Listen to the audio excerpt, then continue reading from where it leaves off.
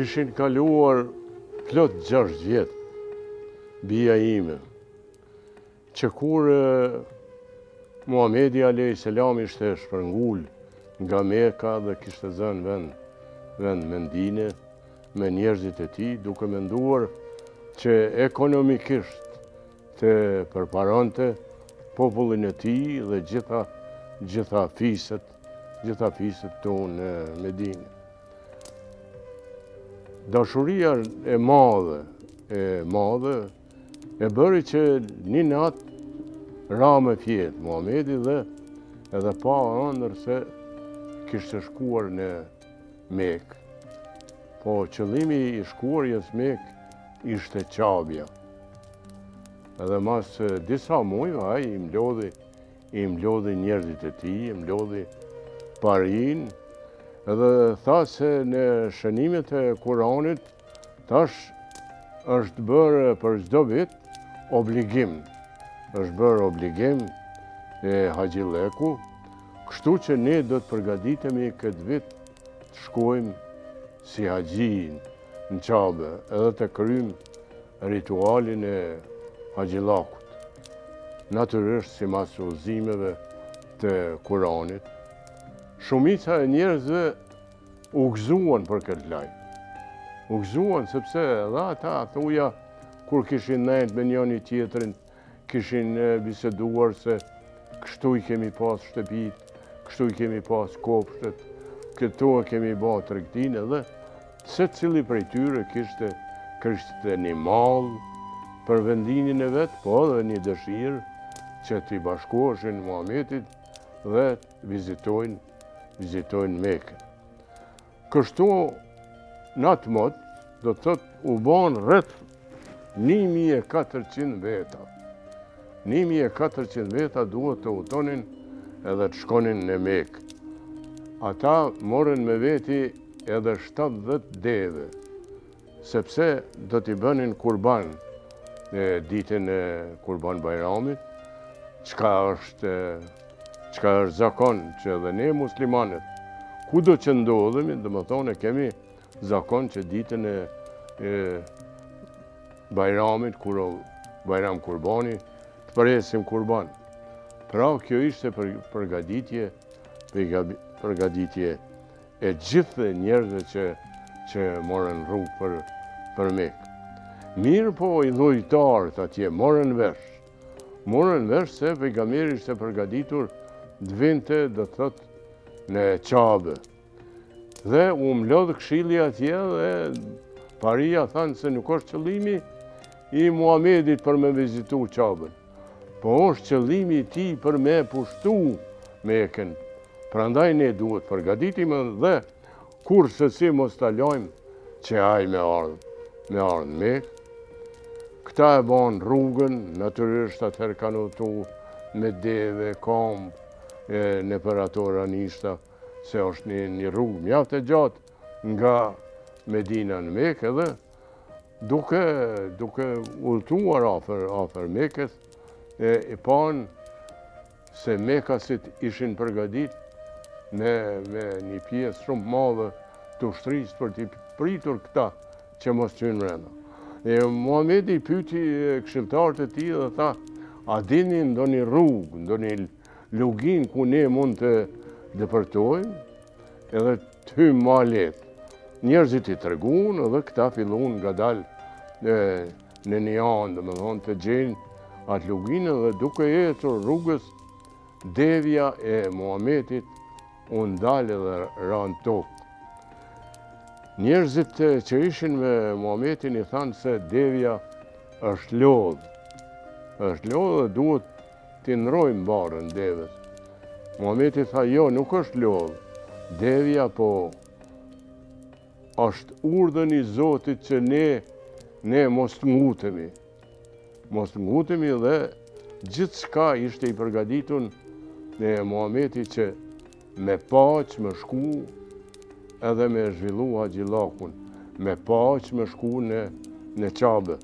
Ndërsa populli që kishte pranë vetes ishin edhe ata të pajisun me armë dhe ata ishin gati me jetët e tyre për të dhënë vetëm e për me hi në Mekë, se aty e kishin vendlindjen, aty dëshironin ta krynin Axhillakun, mirë po ushtritë e lojtarëve ju dolën përpara dhe thanë, këto e tutje nuk ban me hy, edhe nuk do t'ju lejojmë kurse si. Kjo ishte vërtet e vështirë për Muhamedit. A i dërgoj disa njerëz mrena të fiset e ndryshme, të bisedonte që me marrë leje, dise me hy, mirë po, paria e lojtarëve i thanë kurse si ne nuk do t'ju lejojmë. Atëherë, u bisedu që të bëhet një marrëveshje. Një marrëveshje pra rreth kësaj vizite, u caktuan njerëzit, u ullën, i shkruan, dhe më thonë, vendimet e kësaj marrëveshje. Në vendimet e kësaj marrëveshje ishte që 10 vite muslimanët dhe idhujtarët nuk do të bënin luftë, por do të kishin paqë me njërin e tjetrin. Edhe se këtë vit Axhillakun nuk do të mund ta kryen, por ta kryen motin tjetër. Edhe 2 kondita tjera, të cilat i vunë idhujtarët, ishin se nëse vitin tjetër vini nuk do të qëndroni vetëm 3 ditë. 3 ditë e kryni ritualin e Axhillakut edhe kthehen.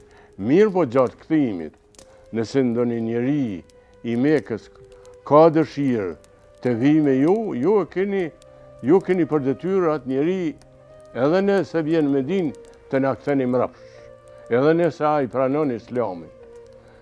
Kurse ju,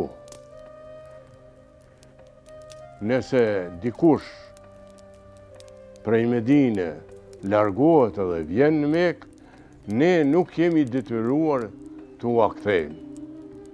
Kjo ishte një farë kondite të cilën Umeri e kundërshtoi edhe me zemrim gati i revoltuar deshti të largohet. Tha kurse si unë nuk e pranoj paqen, nuk e pranoj këtë marrëveshje. Mirë po Muhamedi me urtësi i tha, Umer, unë jam i dërguar i Zotit, unë jam profet, unë me luft nuk du të zgjedhi, kështu që as haxhi nuk kam dëshirë, as një njeri të me vritet. Prandaj, Zoti ka dëshirë paqen, edhe unë jam për paqë, kështu që Zoti mu do të më ndihmon.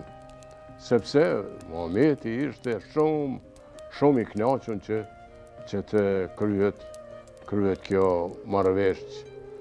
Muslimanët e Medinës, sado që ishin fjalët e Muhamedit se e qetësuan situatën, ishin vërtet të hidhruar se shumë afër i kishin shtëpit, vendlindjen ku kishin lidhe nuk mund të shkonin në shtëpitë e tyre.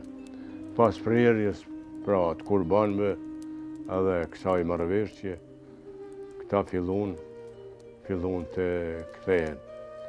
Po një njeri nga Meka, i cili kishte qenë pjesëtari i marrëveshjes, Ebu Xhehlili, në fund kësaj marrëveshje pranoi Islamin. Edhe u largu nga Meka dhe shkoi për Medinë.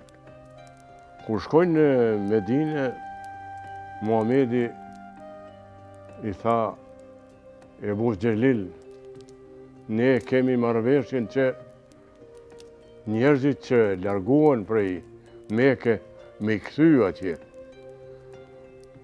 A ju tregoj shenjat në trupin e tij, ishte i rrahur, ishte i munduar, ju tregoj shenjat edhe ju tha, mu ata deshëm kanë vrarë.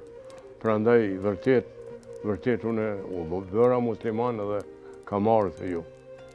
Muhamedi tha, ne muslimani e ka për detyrë, kur bëhet një marrëveshje, atëherë duhet të qëndrojmë besnik asaj marrëveshje, kështu që unë më duhet pa tjetër të kthej, kështu që Zoti ka me ndihmu ty edhe ne edhe do të gjinen rrethana tjera kur ti do të vish në Medinë. Kjo tregon sa paqësor ishte Muhamedi dhe si përfillte ai urdhrat e Zotit, si përfillte fjalët e Kuranit të cilët njerëzit kishin filluar të bojnë.